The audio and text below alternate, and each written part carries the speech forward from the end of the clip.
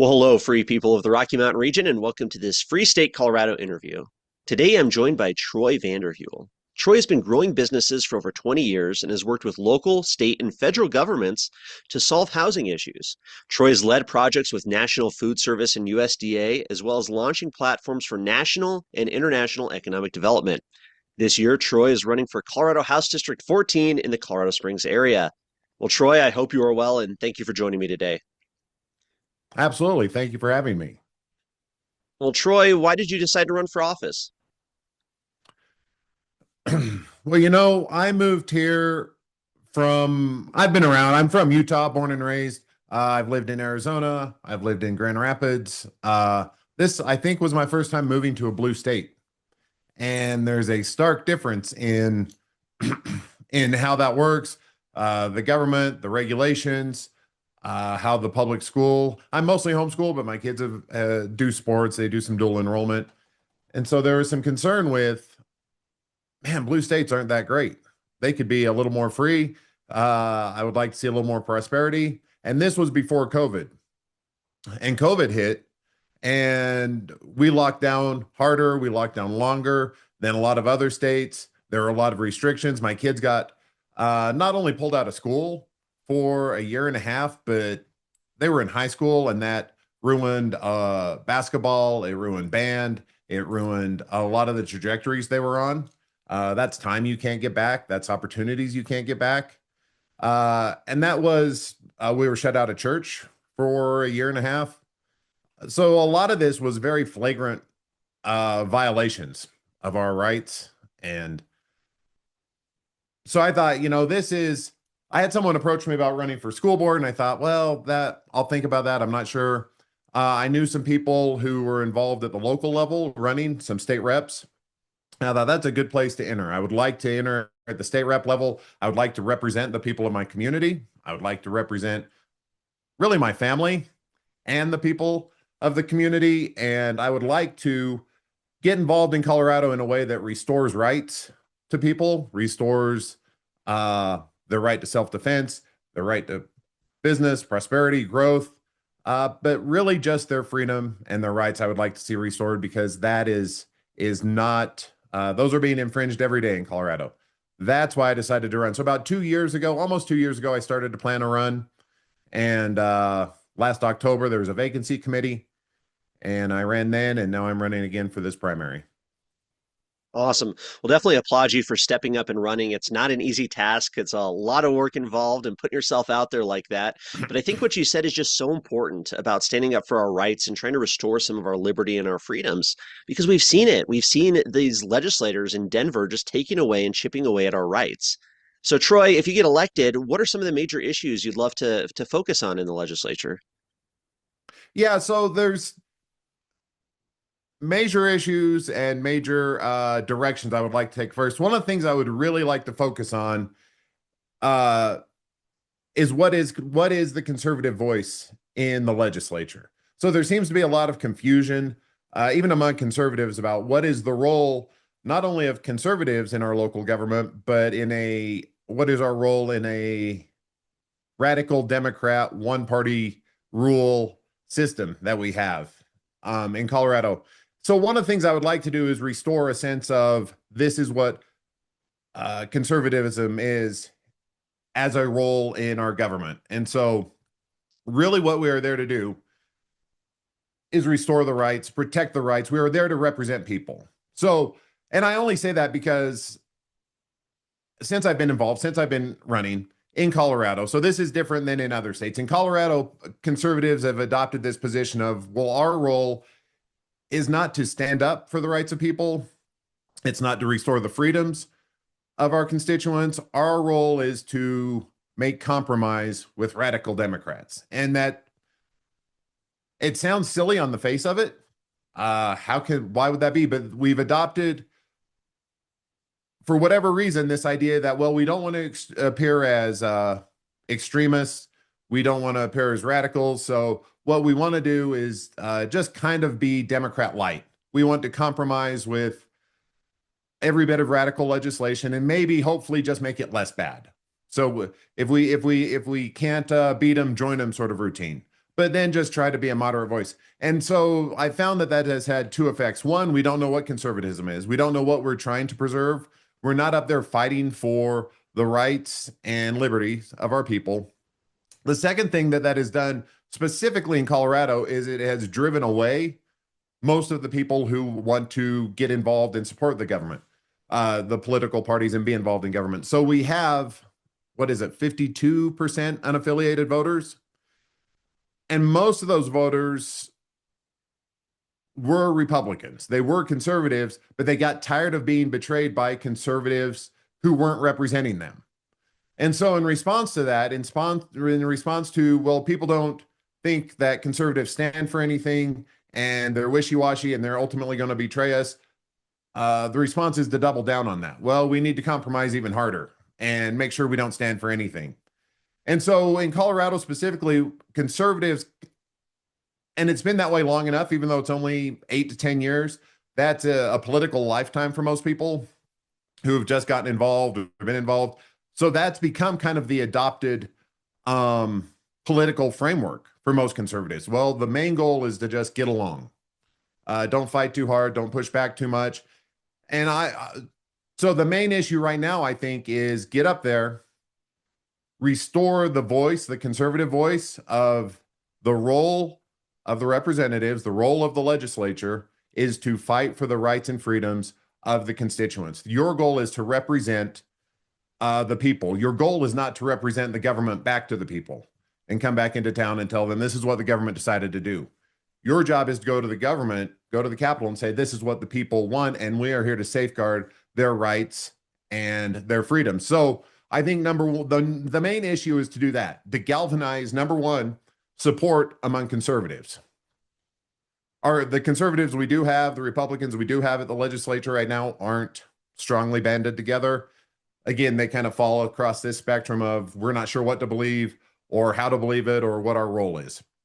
I think that could be galvanized. I think number two, what that's going to do is that's going to also strengthen the moderate Democrat faction, because right now we don't even have a moderate Democrat faction. We don't have a group of Democrats who would say, hey, that might be a little too far. We would like to not go as far as the radical wing. So you're going to pick up, number one, galvanize the conservative faction. You're going to increase the moderate Democrat faction. And so you're going to get a much more balanced approach in the legislature that's going to restrain some of the crazy coming down and restore, with a focus of restoring rights, liberty, prosperity back to the people. So that, I think, is the number one issue.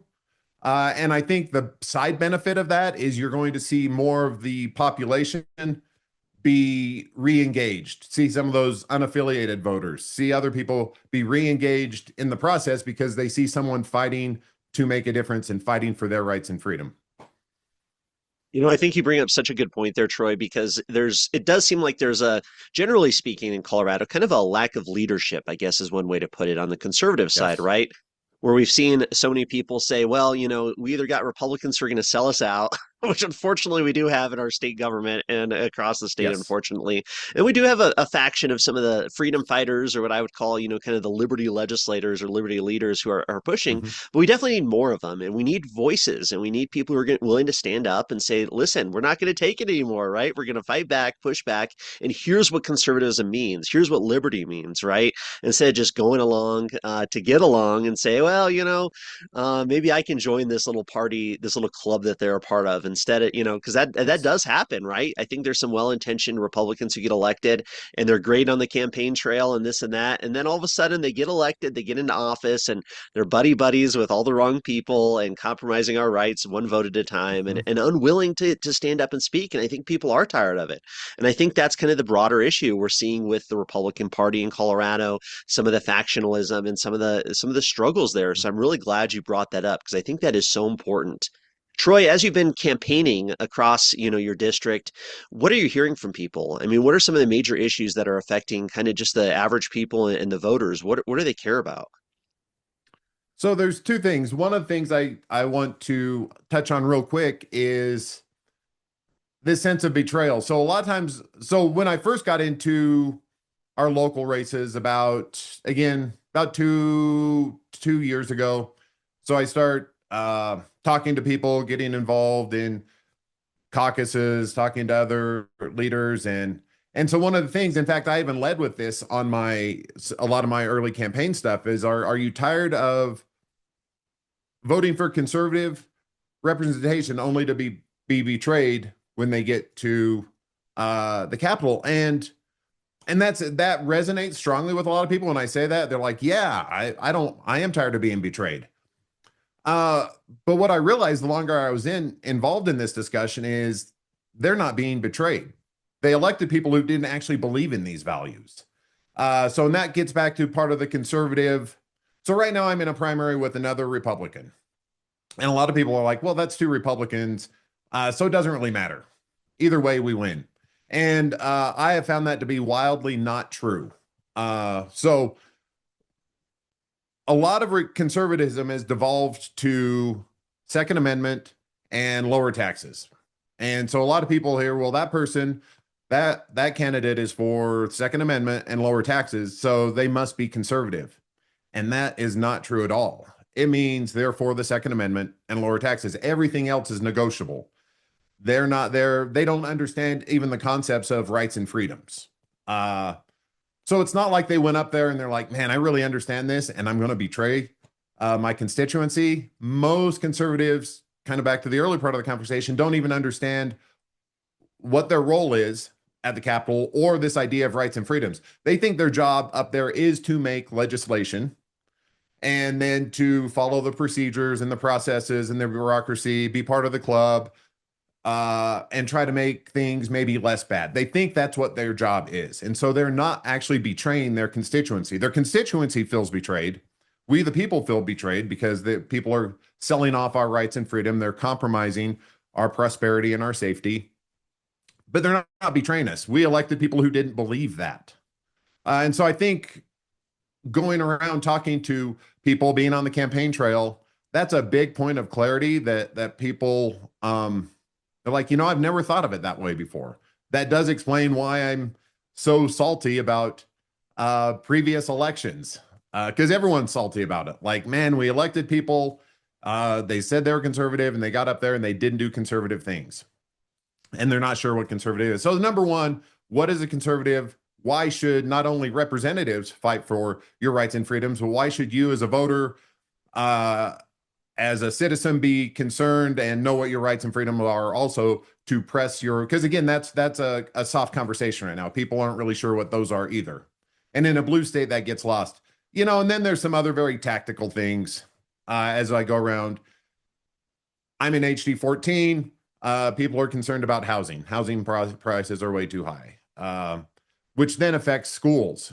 Young families can't move into our district. School population goes down. We receive less funding for schools. Schools now kind of go into a spiral of being underfunded and underperforming. Even if they are adequately funded, they are underperforming. And what do you do about that? And then general safety. Safety is a big issue. People aren't safe in Colorado. We have soft on crime policies and the ability. Second Amendment's always a big deal. The right to protect yourself and protect your family. That's always number one. Not number one, but it's in the top couple points of conversation that people are very adamant to maintain. But we see in Colorado, being just for Second Amendment and just for lower taxes isn't enough to protect the Second Amendment and restrain taxes. Because if you lose all your other foundational rights and freedoms, you will eventually lose those too. And that's why we have some of the worst taxes and some of the worst gun laws in the nation. So. Yeah, no, good points, Troy. Definitely good points all around. And you keep hitting on this point of what is a conservative and what is this conservatism and what are our rights? Can you go into that a little bit? I mean, how are you having those conversations with people on the campaign trail? I mean, how would you define it in the role of a conservative in a blue state like Colorado? Yeah, absolutely. And I think we're seeing this at a national level as well. What is a conservative? Is it a neocon? Is it half libertarian? Is it MAGA? What is conservatism? So at the broader level, it's being rehashed also, and that specifically in Colorado, it's being rediscussed and relitigated, and people are trying to sort that out. Fundamentally, what conservatism is you conserve the things that have worked. You conserve the things that have worked for every successful civilization for thousands of years and for millions of people. These are things that worked. These are things that didn't work. And so you will see Western civilization, for our purposes, Western civilization needs to be conserved, biblical foundations and constitutional restraint. So when you say something like Western civilization, you're looking at rule of law. The law sits above kings. The law sits above, everyone is treated equally in front of the law. That's a Western civilizational tenet that we need to conserve. And right now that's under dispute. We have a two-tiered justice system. We have soft on crime, which means victims and citizens are punished every day. So this idea of rule of law, we're even struggling with. The rights of man are a Western civilization product. You have rights inherent in being human. The framers would say of the Constitution that you have them given from God. The fact that you were created human gives you these rights, and they are inalienable. They can't be taken away. Conservatives today still get confused with the idea that the government gives you your rights, and therefore the government can take them away. And so, honestly, a large part of my conversations are even just explaining those two concepts, rule of law and rights of man. And those are things we are trying to conserve. If you can conserve those two things, the other items will tend to fall in place. Government is here to preserve your rights and your freedom, with the idea that that will lead to your family and your community. Your institutions will then do the right things for human flourishing and human prosperity. We've lost the idea also of human flourishing and human prosperity. We don't view that as a goal any longer. That is a conservative goal. A non-conservative, one of the ways we're struggling in society right now with what the goal is, well, everything should be flat, equal, evenly distributed. Everything should just kind of reach its natural heat death. And so we've adopted that, like, well, yeah, kind of everyone should have everything, and private property is a challenge. And how do we talk about wealth inequality and these sort of things? But if you take that out of the discussion of rights of man, freedom of man, and prosperity and flourishing, then you will fall back on, well, the government's role is to manage your rights, take away your rights, and distribute your goods. And even some conservatives are like, well, yeah, we have to do that a little bit. And that's a terrible, terrible door for them to come through, because especially in Colorado, they've just been so conditioned to, well, that's the door we come through, and then we fight about it. Don't come through that door. Come through the door of you have rights and freedom that are given to you beyond the government. Your role is to help restrain the government. The only job of government is to ensure your rights that will lead to prosperity and flourishing. That's great, Troy. And I really appreciate you bringing it back down to kind of the foundational principles and these basic principles of what is the proper role of government. Like you said, I think so many people, and unfortunately, a lot of Republicans are confused about this role of government. Like you said, some of them are willing to say, well, we need a little bit of wealth redistribution. We do infringe on people's rights in certain circumstances. Yes. But really, with you, Troy, you fundamentally, it seems to understand that that is not the proper role of government. That why we have a government is to ensure that our rights aren't infringed upon, right? Is to ensure that we're able to flourish and live a life free of this coercion and free of these criminals in our society. And once the government stops doing what it was intended to do, we have problems, and we have problems today, especially here in Colorado. So I really appreciate that framework that you have, because I think that's much needed in our state government. Yeah, no, absolutely. It is. It was honestly surprising to me when I got on the campaign trail 18 months ago, started doing a soft launch and talking to people. I had many conservatives who are in office now, or who are adjacent, and they pulled me aside and said, listen, because I thought I was just a regular conservative, like, oh yeah, this is what conservatives believe.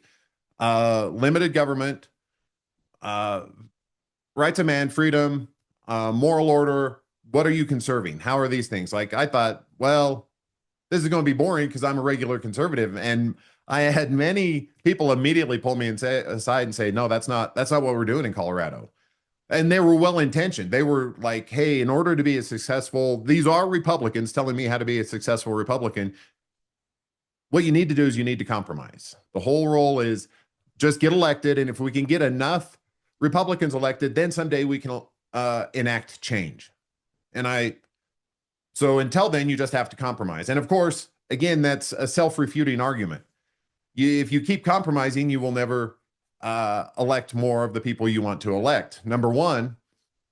And number two, if you're gonna compromise for a whole decade on everything that's important and valuable, if you got to power, if you got 51% of the votes, then what would you do? What would you enact? And I'll tell you, not most, none of them have had that answer yet because they haven't thought about it in those terms. Right now, we're conditioned to be a minority party and just react, as opposed to if I were a majority party, what would I do? We would repeal a bunch of laws. We would set up this kind of freedom, safeguard your rights. Schools would look different. Roads would look different. If we were the majority party, how would things look different? What would we do to govern? And they don't have an answer to that because their position is, well, someone else is going to govern and we'll just complain about it. And that's the proper role of a Republican candidate. And so that was the biggest surprise to me. That's why I'm like, oh, I need to not talk about issues so much. Why do we have so much regulation? Why do we have so much crime? What can we do to what just passed? A couple of the Fourth Amendment infringes this past legislature. Like there are specific bills, absolutely, but it turns out, man, we just need to know what conservatism is. You need to know what your rights are and what your freedoms are, and that's what you're fighting for, and you can't compromise on that. There's not a way to be like, listen, I'm just going to sell off everyone's rights and freedom for a decade, and then when we get to power, we'll try to reclaim all those. So that has been the biggest part of my campaign trail, is just talking about let's get back to our rights and our freedom and your rights and your freedom, and then go from there.